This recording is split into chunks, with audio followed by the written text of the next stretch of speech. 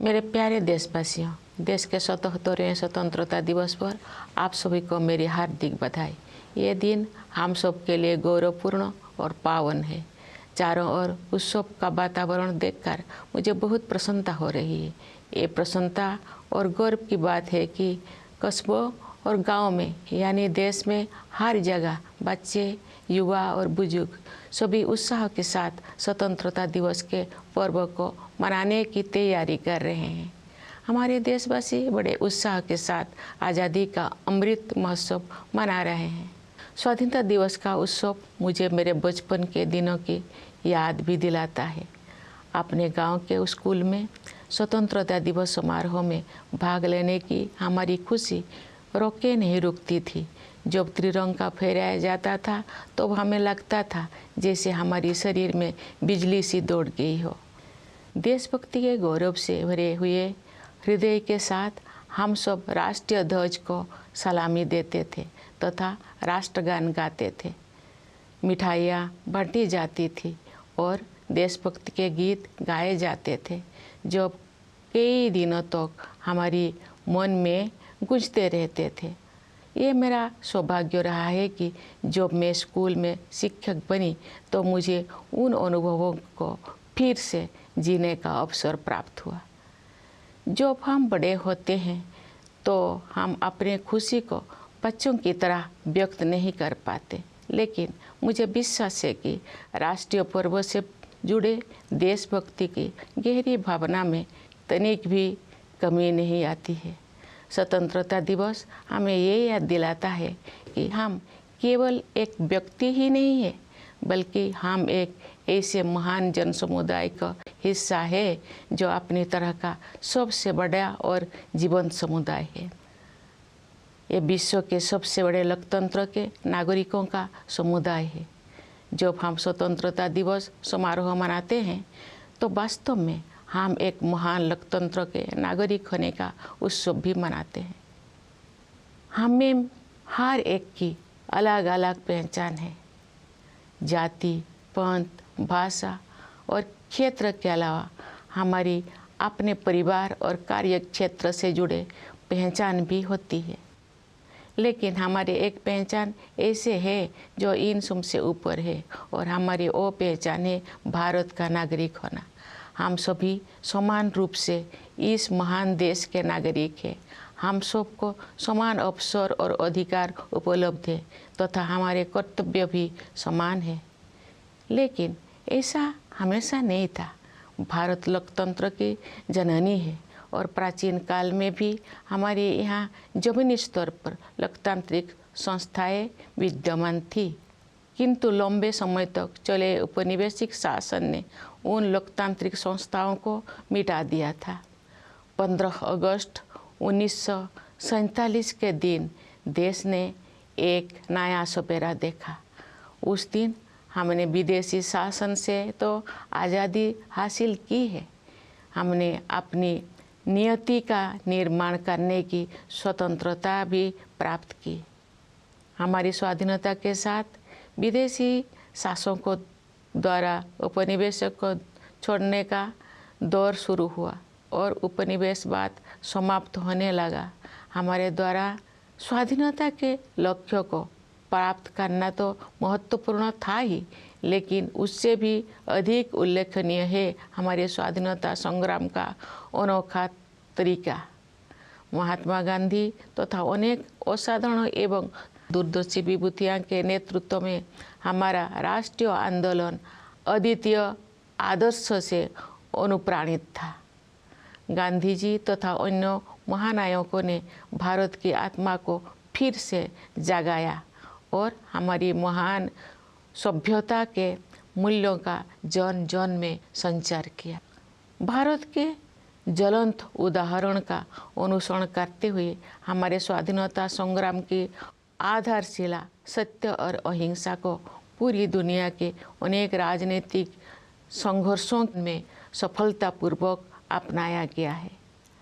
स्वतंत्रता दिवस की पूर्व संध्या पर मैं भारत के नागरिकों के साथ एकजुट होकर सभी ज्ञात और अज्ञात स्वतंत्रता सेनानियों को कृतज्ञतापूर्वक श्रद्धांजलि अर्पित करती हूँ। उनके असंख्य बलिदानों से भारत ने विश्व समुदाय में अपना स्वाभिमानपूर्ण स्थान फिर से प्राप्त किया। मातंगिनी हाजरा और कनकलता बरुआ जैसे वीरांगनाओं ने भारत माता के लिए अपने प्राण निछावर कर दिया। माँ कस्तूरबा राष्ट्रपिता महात्मा गांधी के साथ कदम से कदम मिलाकर सत्याग्रह के मार्ग पर चलती रही। सरोजिनी नायडू, अमू स्वामीनाथन, रमा देवी, अरुणा आसफ अली और सुचेता कृपलानी जैसे अनेक महिला विभूतियों ने अपने बाद की सभी पीढ़ियों की महिलाओं के लिए आत्मविश्वास के साथ देश तथा समाज की सेवा करने के प्रेरक आदर्श प्रस्तुत किए हैं। आज महिलाएं विकास और देश सेवा के हर क्षेत्र में बढ़ चढ़कर योगदान दे रही हैं तथा राष्ट्र का गौरव बढ़ा रहे हैं। आज हमारी महिलाओं ने ऐसे अनेक क्षेत्रों में अपना विशेष स्थान बना लिया है जिनमें कुछ दशकों को पहले उनकी भागीदारी की कल्पना भी नहीं की जा सकती थी। मुझे ये देखकर प्रसन्नता होती है कि हमारे देश में महिलाओं के आर्थिक सशक्तिकरण पर विशेष ध्यान दिया जा रहा है। आर्थिक सशक्तिकरण से परिवार और समाज में महिलाओं की स्थिति मजबूत होती है। मैं सभी देशवासियों से आग्रह करती हूँ कि वे महिला सशक्तिकरण को प्राथमिकता दें। मैं चाहूँगी कि हमारी बहनें और बेटियाँ साहस के साथ हर तरह की चुनौतियों का सामना करें और जीवन में आगे बढ़ें। महिलाओं का विकास स्वाधीनता संग्राम के आदर्श में शामिल है। प्यारे देशवासियों, स्वतंत्रता दिवस हमारे लिए अपने इतिहास से पुनः जुड़ने का अवसर होता है। ये हमारे वर्तमान का आकलन करने और भविष्य की राह बनाने के बारे में चिंतन करने का अवसर भी है। आज हम देख रहे हैं कि भारत ने न केवल विश्व मंच पर अपना यथाचित स्थान बनाया है, बल्कि अंतर्राष्ट्रीय व्यवस्था में अपनी प्रतिष्ठा को बढ़ाया भी है। अपनी यात्राओं और प्रवासी भारतीयों के साथ बातचीत के दौरान मैंने अपने देश के प्रति उनमें एक नया विश्वास तथा गौरव का भाव देखा है। भारत पूरी दुनिया में विकास के लक्ष्यों और मानवीय सहयोग को बढ़ावा देने में महत्वपूर्ण भूमिका निभा रहा है। भारत ने अंतर्राष्ट्रीय मंच पर अग्रणी स्थान बनाया है तथा G20 देशों की अध्यक्षता का दायित्व भी संभाला है। चूँकि G20 समूह दुनिया की 2/3 जनसंख्या का प्रतिनिधित्व करता है, इसीलिए ये हमारे लिए वैश्विक प्राथमिकताओं को सही दिशा में ले जाने का एक अद्वितीय अवसर है। G20 की अध्यक्षता के माध्यम से भारत व्यापार और वित्त के क्षेत्र में हो रही निर्णयों को न्याय संगत प्रगति की ओर ले जाने में प्रयासरत है। व्यापार और वित्त के अलावा मानव विकास से जुड़े विषय भी कार्यसूची में शामिल किए गए हैं। ऐसे कई मुद्दे जो पूरे मानवता के लिए महत्वपूर्ण है और किसी भौगोलिक सीमा से बंधे हुए नहीं हैं। मुझे विश्वास है कि भारत के प्रभावी नेतृत्व के साथ G20 के सदस्य देश उन मोर्चों पर उपयोगी कार्रवाई को आगे बढ़ाएंगे। भारत की G20 की अध्यक्षता में एक नई बात यह है कि डिप्लोमेसी को जमीन से जोड़ा गया है। एक अंतर्राष्ट्रीय राजनयिक गतिविधि में लोगों की भागीदारी को प्रोत्साहित करने के लिए अपनी तरह का पहला अभियान चलाया गया है। उदाहरण के लिए ये देखकर मुझे अच्छा लगा कि स्कूलों और कॉलेजों में G20 से जुड़े विषयों पर आयोजित की जा रही गतिविधियों में विद्यार्थी उत्साहपूर्वक भाग ले रहे हैं। G20 से जुड़े कार्यक्रम के बारे में सभी नागरिकों में बहुत उत्साह देखने को मिल रहा है। प्यारे देशवासियों, सशक्तिकरण की भावना से युक्त इस उत्साह का संचार आज संभव हो पाया है क्योंकि हमारा देश सभी मोर्चों पर अच्छी प्रगति कर रही है। मुश्किल दौर में भारत की अर्थव्यवस्था न केवल समर्थ सिद्ध हुई है बल्कि दूसरों के लिए आशा का स्रोत भी बनी है। विश्व की अधिकांश अर्थव्यवस्थाएं नाजुक दौर से गुजर रही है। वैश्विक महामारी के कारण हुई आर्थिक संकट से विश्व समुदाय पूरी तरह बाहर नहीं आ पाया था कि अंतर्राष्ट्रीय पटल पर हो रही घटनाओं से अनिश्चितता का वातावरण और गंभीर हो गया है। फिर भी सरकार कठिन परिस्थितियों का अच्छी तरह सामना करने में सक्षम रही है। देश ने चुनौतियों को अवसरों में बदला है और प्रभावशाली जीडीपी ग्रोथ भी दर्ज की है। हमारे अन्नदाता किसानों ने हमारी आर्थिक वृद्धि में महत्वपूर्ण योगदान दिया है। राष्ट्र उनका ऋणी है। वैश्विक स्तर पर मुद्रास्फीति यानी इन्फ्लेशन चिंता का कारण बनी हुई है, लेकिन सरकार और रिजर्व बैंक इस पर काबू पाने में सफल रही है। सरकार ने जनसामान्य पर मुद्रास्फीति का अधिक प्रभाव नहीं पड़ने दिया है और साथ ही गरीबों को व्यापक सुरक्षा कवच भी प्रदान किया है। वैश्विक आर्थिक विकास के लिए दुनिया की निगाहें आज भारत पर टिकी हुई है। आज भारत विश्व की 5वीं सबसे बड़ी अर्थव्यवस्था बन गया है। विश्व में सबसे तेजी से बढ़ रही बड़ी अर्थव्यवस्था के रूप में भारत विश्व की 3री सबसे बड़ी अर्थव्यवस्था बनने की ओर अग्रसर है। हमारी आर्थिक प्रगति की इस यात्रा में समावेशी विकास पर जोर दिया जा रहा है। निरंतर हो रही आर्थिक प्रगति के 2 प्रमुख आयाम हैं। एक और व्यवसाय करना आसान बनाकर और रोजगार के अवसर पैदा करके उद्यमशीलता की संस्कृति को बढ़ावा दिया जा रहा है। दूसरे ओर जरूरतमंदों की सहायता के लिए विभिन्न क्षेत्रों में पहल की गई है तथा व्यापक स्तर पर कल्याणकारी कार्यक्रम चलाया जा रहे हैं। वंचितों को वरीयता प्रदान करना हमारी नीतियों और कार्य के केंद्र में रहता है। परिणाम स्वरूप पिछले दशक में बड़ी संख्या में लोगों को गरीबी से बाहर निकलना संभव हो पाया है। इसी प्रकार आदिवासियों की स्थिति में सुधार लाने और उन्हें प्रगति की यात्रा में शामिल करने हेतु विशेष कार्यक्रम चलाया जा रहा है। मैं अपने आदिवासी भाई बहनों से अपील करती हूँ कि आप सब अपने परंपराओं को समृद्ध करते हुए आधुनिकता को अपनाएं। मुझे ये जानकर खुशी हुई है कि आर्थिक विकास के साथ साथ मानव विकास संबंधी सरकारों को भी उच्च प्राथमिकता दी जा रही है। मैं एक शिक्षक रही हूँ, इस नाते भी मैंने ये समझा है कि शिक्षा सामाजिक सशक्तिकरण का सबसे प्रभावी माध्यम है। वर्ष 2020 की राष्ट्रीय शिक्षा नीति से बदलाव आना शुरू हो गया है। विभिन्न स्तरों पर विद्यार्थियों और शिक्षाविदों के साथ मेरी बातचीत से मुझे ज्ञात हुआ है कि अध्ययन की प्रक्रिया अधिक फ्लेक्सिबल हो गया है। इस दूरदर्शी नीति का एक प्रमुख उद्देश्य प्राचीन मूल्यों को आधुनिक कौशल के साथ जोड़ना है। इससे आने वाले वर्षों में शिक्षा के क्षेत्र में अभूतपूर्व परिवर्तन होंगे और परिणाम स्वरूप देश में एक बहुत बड़ा बदलाव दिखाई देगा। भारत की प्रगति को देशवासियों, विशेषकर युवा पीढ़ी के सपनों से शक्ति मिलती है। विकास के अनंत संभावनाएं देशवासियों की प्रतीक्षा कर रही है। स्टार्टअप से लेकर खेलकूद तक हमारे युवाओं ने उत्कृष्टता के नई आसमानों की उड़ान भरी है।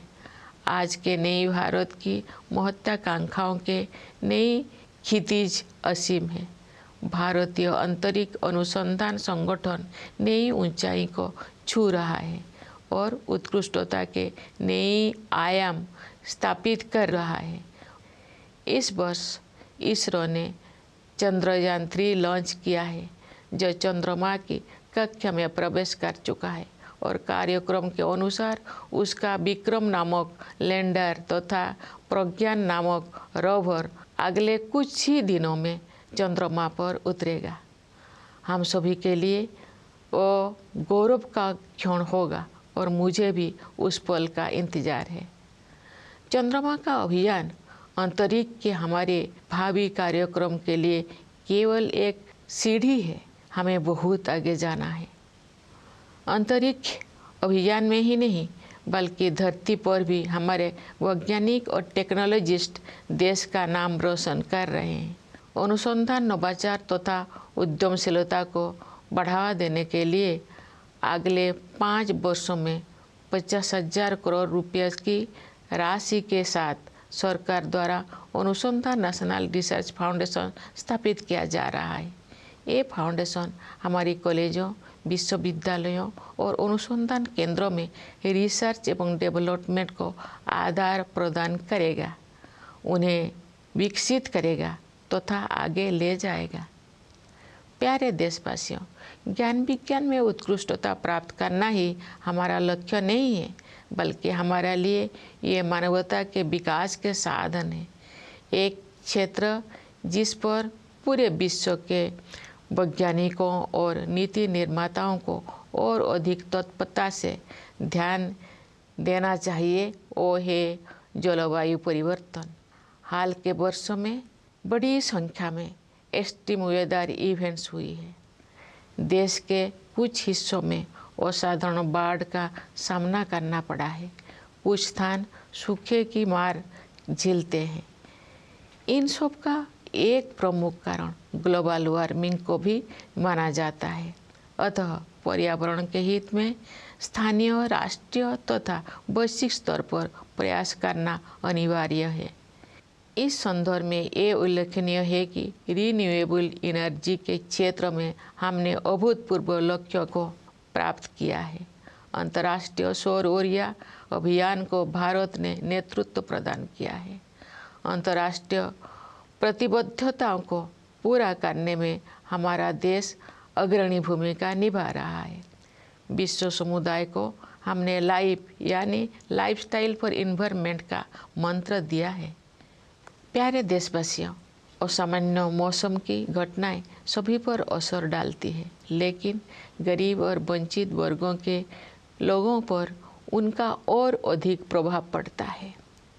शहरों और पहाड़ों क्षेत्रों के जलवायु परिवर्तन की स्थितियों का सामना करने के लिए विशेष रूप से सक्षम बनाने की आवश्यकता है। मैं ये कहना चाहूँगी कि लोभ की संस्कृति दुनिया को प्रकृति से दूर करती है और अब हमें ये एहसास हो रही है कि हमें अपनी जड़ों की ओर लौटना चाहिए। आज भी अनेक जनजातीय समुदाय ऐसे हैं जो प्रकृति के बहुत करीब और प्रकृति के साथ सौहार्द बनाकर रहते हैं। उनके जीवन मूल्यों और जीवन शैली क्लाइमेट एक्शन के क्षेत्र में अमूल्य शिक्षा प्रदान करते हैं। जनजातीय समुदायों द्वारा युगों से अपना अस्तित्व बनाए रखने के रहस्यों को एक शब्द में ही व्यक्त किया जा सकता है और शब्द है हमदर्दी।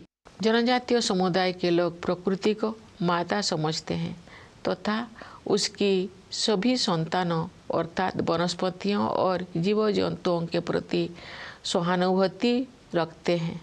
कभी कभी दुनिया में हमदर्दी की कमी महसूस होती है, लेकिन इतिहास साक्षी है कि ऐसे दौर केवल कुछ समय के लिए ही आते हैं, क्योंकि करुणा हमारा मूल स्वभाव है। मेरा अनुभव है कि महिलाएं हमदर्दी के महत्व को और अधिक गहराई से महसूस करती है और जो मानवता अपनी राह से भटकती है तो वे सही रास्ता दिखाती है। हमारे देश ने नई संकल्पों के साथ अमृत काल में प्रवेश किया है तथा हमें भारत का वर्ष 2047 तक एक विकसित राष्ट्र बनाने की दिशा में आगे बढ़ रहे हैं। आइए हम सभी अपने संवैधानिक मूल कर्तव्यों को निभाने का संकल्प लें तथा व्यक्तिगत और सामूहिक गतिविधियों के सभी क्षेत्रों में उत्कृष्ट की ओर आगे बढ़ने का सतत प्रयास करें, ताकि हमारा देश निरंतर उन्नति करते हुए कर्मठता तथा उपलब्धियों की नई ऊंचाइयां हासिल करें। प्यारे देशवासियों, हमारा संविधान हमारा मार्गदर्शक दस्तावेज है। संविधान की प्रस्तावना में हमारे स्वाधीनता संग्राम के आदर्श समाहित है। आइए हम अपने राष्ट्र निर्माताओं के सपनों को साकार करने के लिए सद्भाव और भाईचारे की भावना के साथ आगे बढ़े। स्वतंत्रता दिवस की पूर्व संध्या पर मैं पुनः आप सबको विशेष रूप से सीमाओं की रक्षा करने वाले सेना के जवानों, आंतरिक सुरक्षा प्रदान करने वाले सभी बलों एवं पुलिस के जवानों तथा दुनिया के विभिन्न हिस्सों में रहने वाले प्रवासी भारतीयों को बधाई देती हूँ। सभी प्यारे देशवासियों को बहुत बहुत शुभकामनाएं। धन्यवाद। जय हिंद, जय Bharat.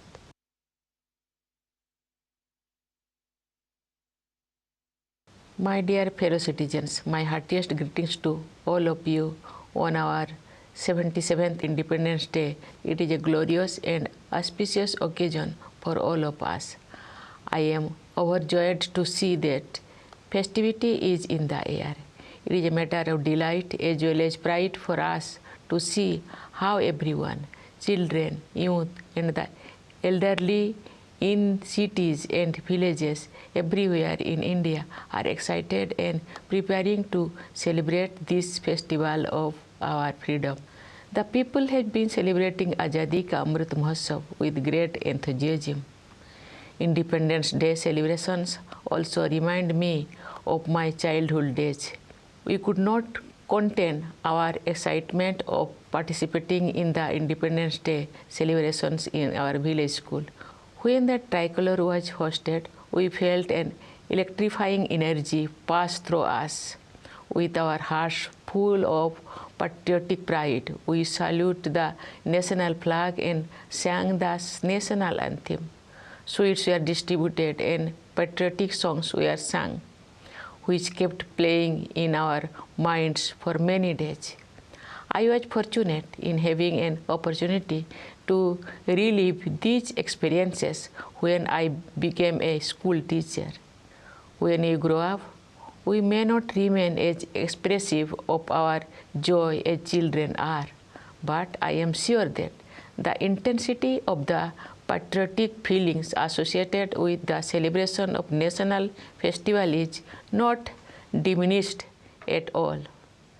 Independence Day reminds us that we are not merely individuals, but we are part of a great community of people. It happens to be the biggest and the greatest community of its kind. It is the community of the citizens of the world's largest democracy.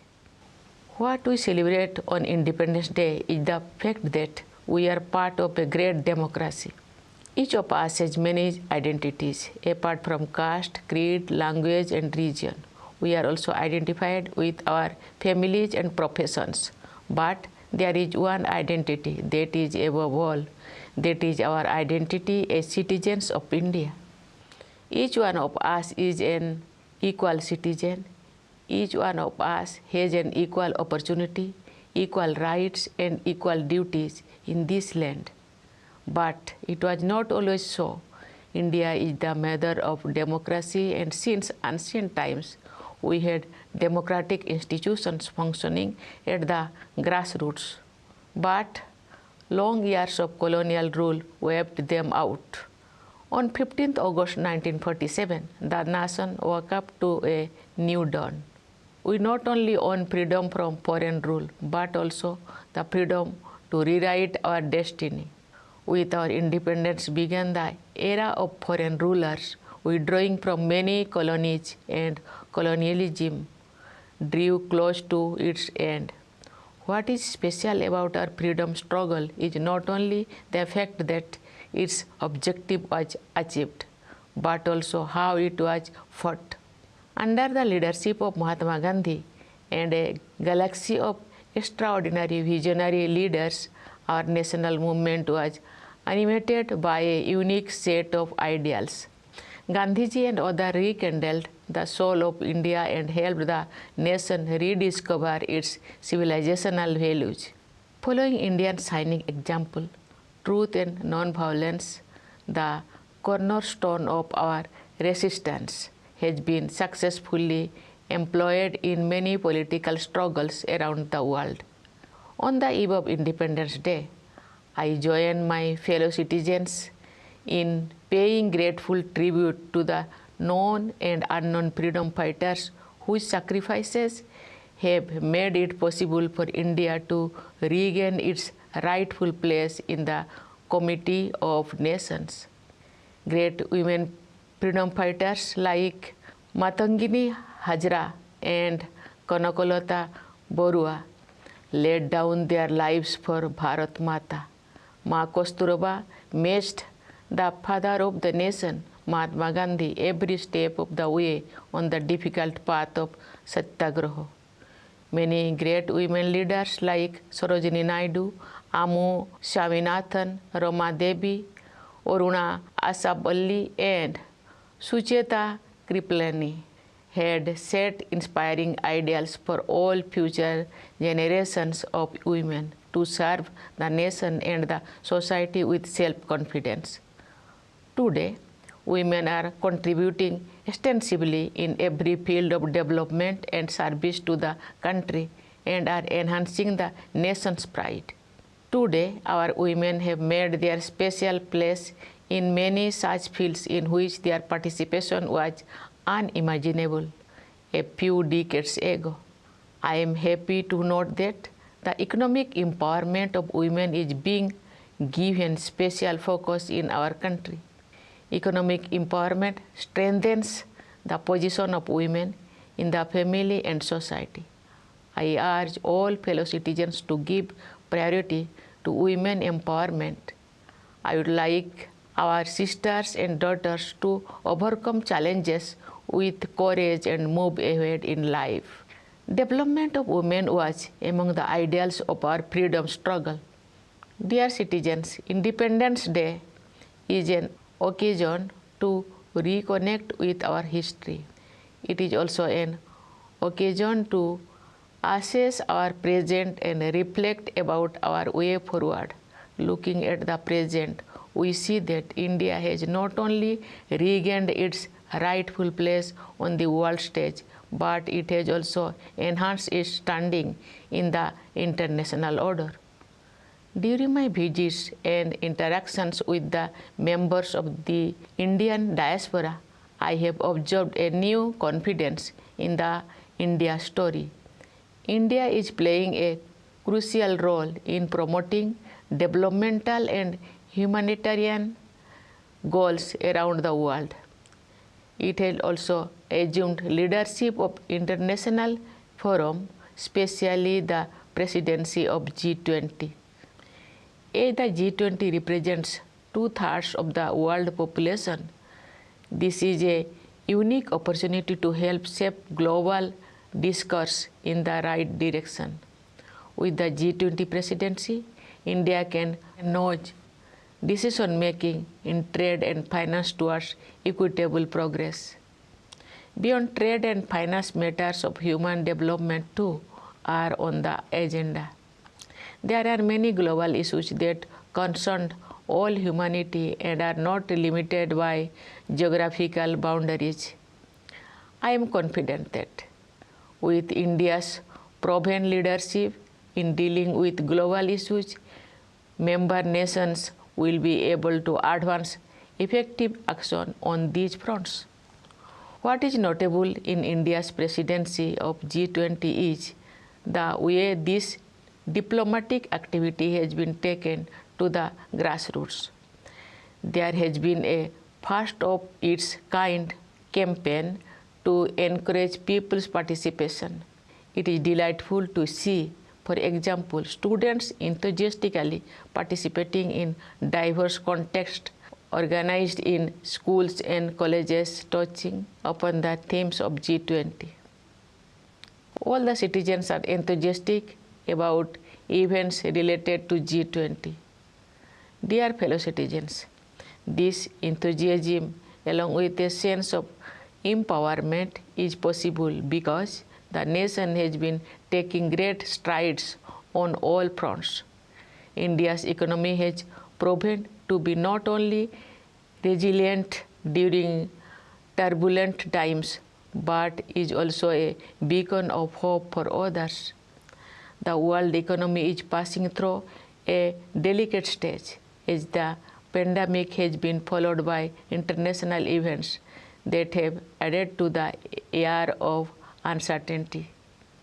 Yet, the government has been able to navigate the stormy waters very well. India has converted challenges into opportunities and has recorded high GDP growth. Our Annadata farmers have contributed significantly to our economic growth. The nation feels indebted to them. Inflation at the global level remains a cause for worry. But in India, the government and the Reserve Bank have managed to contain it.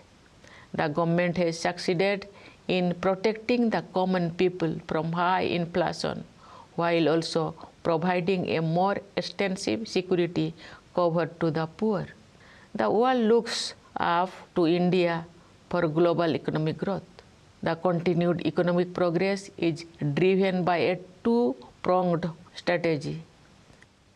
On the one hand, there is a sustained push to unleash the forces of enterprise by making it easier to do business and generate job opportunities. On the other, proactive and expanded welfare initiatives for the needy have been taken in various domains. Giving priority to the deprived remains the focus of our policies and actions that have lifted a large number of people out of poverty in the last decade. Similarly, there are specific programs to improve the conditions of tribals and encourage them to join the journey of progress. I appeal to our tribal brothers and sisters to enrich their traditions while embracing modernity. I am happy to note that along with economic growth, human development concerns have also been accorded high priority. Having been a teacher also, I have realized that education is the greatest tool of social empowerment. The National Education Policy of 2020 has started making a difference. From my interactions with students as well as educationists at various levels, I gather that the learning process has become more flexible. The visionary policy, which aims to merge ancient values with modern skills, will bring in unprecedented changes in the education sectors over the years, leading to a great transformation of the nation. India's economic progress is powered by the dreams of its people, particularly the young generation for whom limitless opportunities have opened up. From startups to sports, our youth have explored new horizons of excellence. The aspirations of the new India have infinite dimensions. The Indian Space Research Organization keeps scaling new heights and setting higher benchmarks of excellence. This year, ISRO launched Chandrayaan-3 and its lander named Vikram and its rover named Pragya are slated to land on the moon in the next few days. It will be a proud moment for all of us, and I look forward to it. But the mission to the moon is only a stepping stone for our future space programs. We have to go far ahead. For their work in space and also on Earth, our scientists and technologists are bringing laurels to the country. To foster the spirit of research, innovation, and entrepreneurship, the government is setting up the Anusandhan National Research Foundations with an amount of rupees 50,000 crore for next 5 years. The foundation will seed, grow, and promote research and development in our colleges, universities, and research institutions. Dear citizens, for us, science or knowledge are not ends in themselves, but are a means for the betterment of all the people. One area that merits urgent attention of scientists and policymakers all over the world is climate change. We have faced numerous extreme weather events in recent years. Parts of India have faced extraordinary floods. At the same time, there are places facing drought. These events are also attributed to the phenomenon of global warming. Therefore, it is necessary to make efforts at the local, national, and global levels for the environment. In this context, it is noteworthy that we have achieved unprecedented goals in the field of renewable energy. India is providing leadership to the International Solar Alliance. Our country is playing a leading role in fulfilling international commitments. We have given the mantra of life, that is lifestyle for environment, to the global community. Dear fellow citizens, extreme weather events affect all, but their impact is far more severe on the poor and the marginalized. Cities and hilly terrains especially need to be made more resilient. The larger point here is that the culture of greed takes the world away from nature. We now realize the dire need to return to our roots. I know that there are still many tribal communities who live very close to nature and in harmony with it. Their values and lifestyle offer invaluable lessons for climate action. The secret of the survival of the tribal communities through ages can be summarized in one word. That single word is empathy. They have empathy for all Mother Nature's fellow children, flora and fauna alike. Sometimes, however, the world seems to be suffering from a deficit of empathy. But history shows that such periods are only aberrations, and kindness is our fundamental nature. It is my experience that women have empathy in greater measure, and they show the way when humanity goes astray. Our country has entered Amrit Kal with new resolutions, and we are moving forward towards making India an inclusive and developed nation by the year 2047. Let us all take a pledge to perform our fundamental duty to strive towards excellence in all spheres of individual and collective activity, so that the nation constantly rises to higher levels of endeavor and achievement. Dear fellow citizens, our Constitution is our guiding document. Its preamble contains the ideals of our freedom struggle. Let us move forward with the spirit of harmony and brotherhood to realize the dreams of our nation builders.